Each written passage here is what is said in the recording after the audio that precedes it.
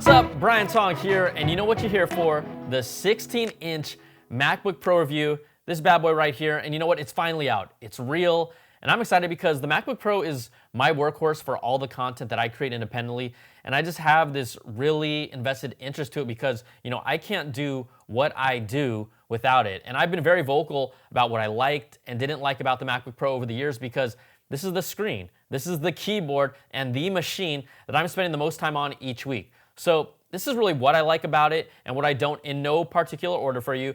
But look, the 16-inch MacBook Pro, it doesn't look all too different than the 15-inch, and that's fine by me. The design, it still has all the same signature lines and curves of its predecessor in its metal body, but it's slightly bigger. It's 0.34 inches wider, 0.2 inches deeper, and 0.03 inches taller. So, you know, not too much difference, but when I first opened it up, on that first glance, honestly, the screen didn't seem that much bigger to me.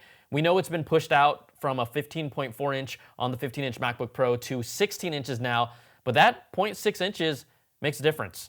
After using it with apps day-to-day over time, I can absolutely feel the additional real estate with everything from web browsing to my media apps. I didn't see it at first, but once you start using a bunch, you're like, okay, the screen is really big. Now the bezels are thinner with its 3072 by 1920 resolution, giving it a higher 226 pixel per inch density. Is it a 4K screen? No. And does it need to be? Well, 4K screens, look, they look absolutely great, but if battery life is still taking a hit, I don't feel like I'm missing out. This is their largest Retina display. It's absolutely good enough, but you know what? Maybe ask me in another year. Now, it still brings the same 500 nits brightness with the P3 wide color gamut for really true-to-life photos and videos, and then the True Tone display that adapts to ambient light from the 15-inch, that is no longer with us. All those things are exactly the same in the 16-inch. Now, after the screen, come on, the biggest improvement you'll instantly feel is the keyboard. You know, after years of hating on it, Apple listened to me. I think they did, and a whole lot of other people that were also crying about it. They really went back in time to bring back the scissor mechanism keyboard design that just has more bounce, and I love everything about it, and it's really the best compliment that I can say about it is that I don't think about how annoying the keyboard is on this machine anymore. It just feels right, but like all things, we'll have to see how it holds up over time. Now, the Touch ID button from the touch bar, completely separated, and the escape key on the other side is its own button as well. I know it sounds like a small request, but this goes a long way. According to Phil Schiller, separating this escape key was the top request from customers for the MacBook Pro. I'd also like to ask and say for the last time, just get rid of the touch bar. I mean, that's just me. I know some of y'all love it. It still has little to no use for me, but the biggest two things you see and use every day, the screen and the keyboard, they've been improved.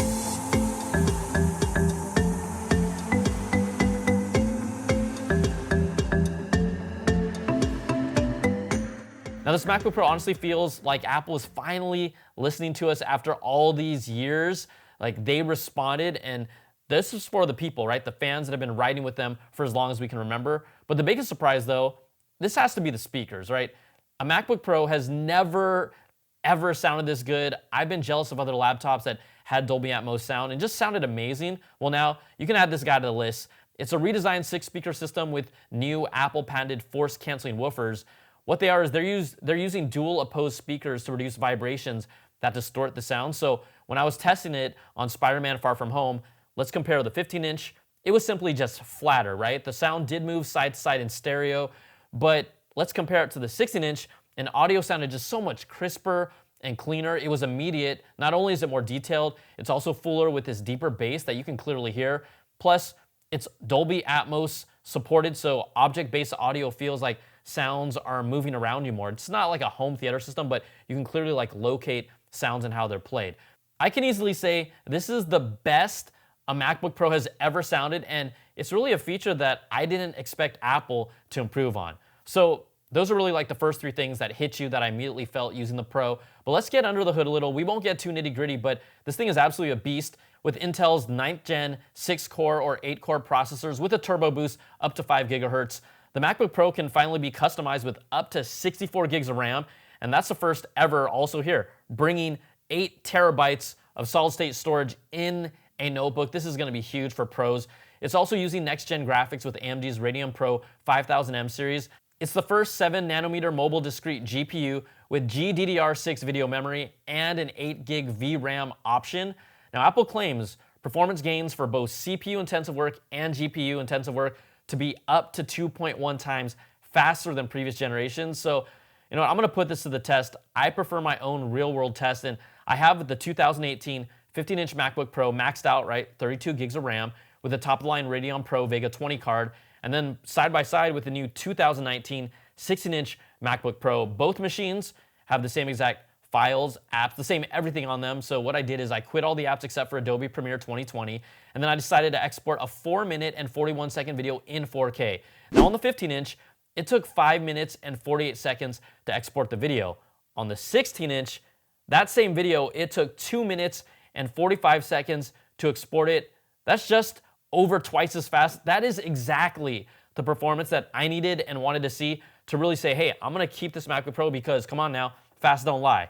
Now with that beefy performance, Apple also completely redesigned its thermal architecture with larger fans and bigger vents inside for a design that gives it 28% increase in airflow and then a heatsink that's 35% larger. Now this directly addresses the overheating issues that affected performance in last year's Pros that were remedied, not really fixed, but they did have a firmware update that helped it. This 16-inch, this is just a complete design change inside. Now in real world use, the fans still go on at times for me, but they turn off a lot faster because it cools more efficiently. I feel like it's a quieter machine overall. The fans aren't on nearly as long as I remember compared to the 15. Now the other improvement is its microphone. I think it absolutely sounds a whole lot better and cleaner. Apple says its 40% hiss reduction and improved signal to noise ratio rivals popular professional grade digital microphones. I don't know if I'll go that far. I mean, I'm using XLR based, podcast microphones. It does a really good job though, right? It can compare to some of those middle tier ones. I'm even recording this part of the video using the Apple mic on the 16-inch MacBook Pro, and it's improved a whole lot. I'll let you be the judge if you think that the mic sounds better than the current mic system that I'm using. Ultimately, Apple's giving you the tools that if you had to use a mic on the go to record good sounding audio, you can absolutely do that with the MacBook Pro 16-inch. They've also done a whole lot more to make this more than just a bigger screen with a better keyboard, but there have to be some bad apples in here, right? And you know exactly what I'm going for, the FaceTime camera. Like, I get it, the screen is thin, but we're still going with a 720p FaceTime camera in 2019. Well, this is towards the end of the year. We're really talking more like 2020. You know what? That's a bad apple. Ew!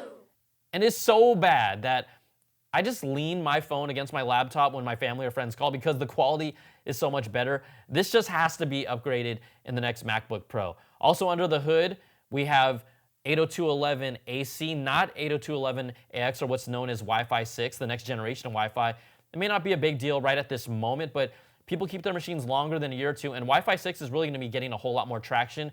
It supports larger bandwidth for faster speeds, so you'll need a Wi-Fi 6 wireless router to really take advantage of this. But the big advantage is that we have more and more Wi-Fi devices on our home network, right? Smart devices, smart bulbs, everything. It gets congested. Well, Wi-Fi 6 takes advantage of that bigger bandwidth and then also allows it to be more efficient in handling all these different devices at once. The MacBook Pro doesn't have this, so it would have been nice for them to make it future-proof. And I know this is not on everyone's list, but I still think that the touchpad on here is just way too freaking big. I get it. You can do more gestures, but it's just so massive, it takes up a whole lot of space. So for me, this new MacBook Pro improves on all the key features that I wanted and I need for what I do as a creator. This is absolutely the laptop for me. But let's look at pricing here. If you want to go all the way to the top, it's high-end, fully maxed out configuration with AppleCare after tax. You're looking at $7,000.99. And no, I did not go for the 8 terabytes of storage. For those of you who are wondering, I'm not balling that big. But look, also, let's start at its entry level, $23.99. So if you're in the Apple ecosystem, right, you're looking to upgrade and you need more power, it does make sense, right? You might already know if you want this. I mean, you probably do if you're watching this, but this is a great machine that might just have more power than you need. But if you're a long-time MacBook Pro user, this is just one of the best leaps that they have made across the board from one generation to another without reinventing the wheel.